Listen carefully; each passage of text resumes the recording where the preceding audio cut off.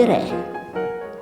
Tänavu 1. jaanuaril möödus 100 aastat saarlase, tuntud graafiku ja Eesti Kunstnike Liidu kauaaegse esimehe Ilmar Torni sünnist.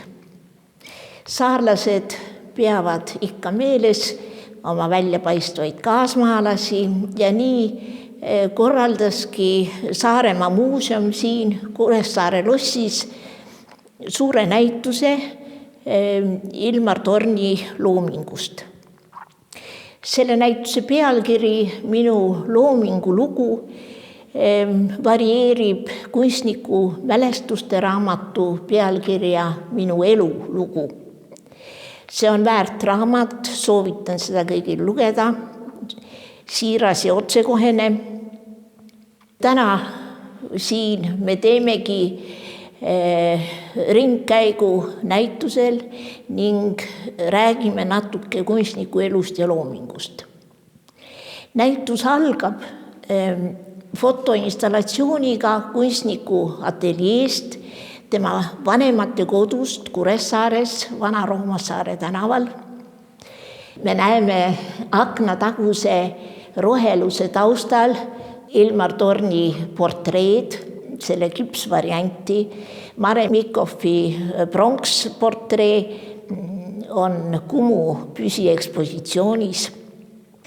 Ja selle sama ateljee akent väljaspoolt küll näeme väikeses tagasihoidlikus õlimaalis, mille Ilmar Torn maalis Kunstiinstituudi päevil. Ta on kujutanud seal oma ema Hanna Torni koos oma väikese tütre Sirjega. Kui Ilmar Torn lõpetas 1955. aastal Kunstiinstituudi, siis oli tal juba suur pere, 4-lapseline koguni. Kui näituse ruumi siseneda, siis oleme vastakuti selle Kallio Polli portreega Ilmar Tornist, mis on maalitud 1980. aastal. See on Kallio Polli paremaid portreesid. Ilmar Torn on kujutatud siin keskendununa, süvenenuna oma mõtetesse ja kujutelmadesse ja seda niisugust efemeerset, vaimset maailma annab toredasti edasi foon, niisugune visioon merest, kividest, taevast. Torn on teinud ka mõned autoportreed endast ja siin on eksponeeritud tema puulõige nimetusega Sünge mees, kus ta kujutab ennast mitmekordsena, oma nägu mitmekordistatuna. No miks ta sünge on, vahest on nimetatud ka seda portreed morniks meheks. Tornist tehti ju 80. aastatel film Mornimehe monoloogid ja tal muidugi lasus suur vastutuse koorem kõigi Kunstnike Liidu materiaalsete ja ideeliste asjade eest ning seetõttu oli vahel ja põhjust olla morn. Aga üldiselt oli ta enamasti nii mõõdukalt heast tujust, ta armastas head nalja. Tal oli hea huumoritunne ja see ühendab teda teise tuntud Saaremaalt pärit kunstniku Erik Haameriga, nii nagu ka mõlemal oli pikk rühikas figuur ja mõlemad rääkisid ikka saare keelt.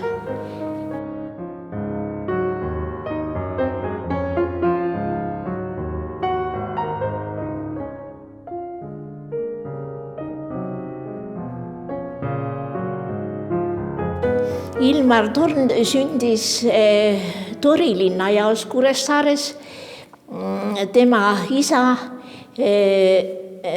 Aleksander Torn, kes siin on kujutatud fotol koos oma abikaasa Annaga ja 2 poja, Leo ja Ilmariga. Aleksander Torn oli Saaremaa telegraafi ja telefonivõrgu ülem, nii et pere oli heal majanduslikul järjel. Torn oli veel väike, kui koliti kesklinna postkontori majja, kus oli ka nende korter. Tornil oli õnnelik lapsepõlv. Ta kirjeldab oma lapsepõlve ja noorusaega Kuressaares väga idüllilisena. Suurema poisina oli tal juba palju hobisid. Ta oli skaut, mängis Saaremaa Ühisgümnaasiumi orkestris 2 viiulit, tegeles tõsiselt purjetamisega, jõudis koguni Ahvenamaal ja Turus ära käia ning joonistas. 1939. aastal käis ta koos joonistusõpetaja Alma Klaureniga ja teiste kunstihuviliste poistega Tallinnas vaatamas Prantsuse kunstinäitust kunstihoones. Tema lähimaks kaaslaseks oli loomulikult tema vend, tema vanem tark vend Leo ehk Lembitu. 30. aastatel Leo võttis endale Eesti pärase nime. Kuigi Torn joonistas juba koolipõlves, läks ta siiski õppima Tartusse 40. aastal arstiteadust. 41. aastal aga algas sõda Nõukogude Liidu ja Saksamaa vahel. Maailmasõda oli juba käinud 2 aastat. 41. aasta suvel katkes ühendus Saaremaaga. Torn kutsuti sõjaväkke, mobiliseeriti ja sõitis siis Venemaale. Sõja ajal kohtus ta vennaga 2 korda. 43. aastal sõdisid nad teineteisele üsna lähedal Veliki ja Luki all. Ja novembri algul sai Torn teada, et tema vend oli tabanud mürsk. Ta jooksis maha kilomeetreid ja jõudis veel oma venda näha ja ta mulda sängitada. See oli üks väga traagiline sündmus noore mehe elus. 45. aastal tuli tal lülituda igapäevasesse tsiviilellu. Ta hakkas tööle ajakirjanikuna, töötas Rahva Hääle toimetuses, Eesti Raadios, siis oli ka Viljandi Sakala tegevtoimetaja, aga sealt ta vallandati sellelt kohalt pealekaebuse tõttu, et ta oli võtnud tööle ühe kodanliku natsionalisti. No see polnud kõige hullem, oli ka palju raskemaid kunstnike saatusi ja Torn otsustas, et ta astub kunstiinstituuti. See juhtus 1950. aastal. Tema instituudi päevist on siin veel joonistus Tallinna Harju tänavast. Niisugune nägi 50. aastate algul Harju tänav välja. Taastati parajasti Raekoja tornikiivrit, ehitati uusi maju Niguliste tänavale.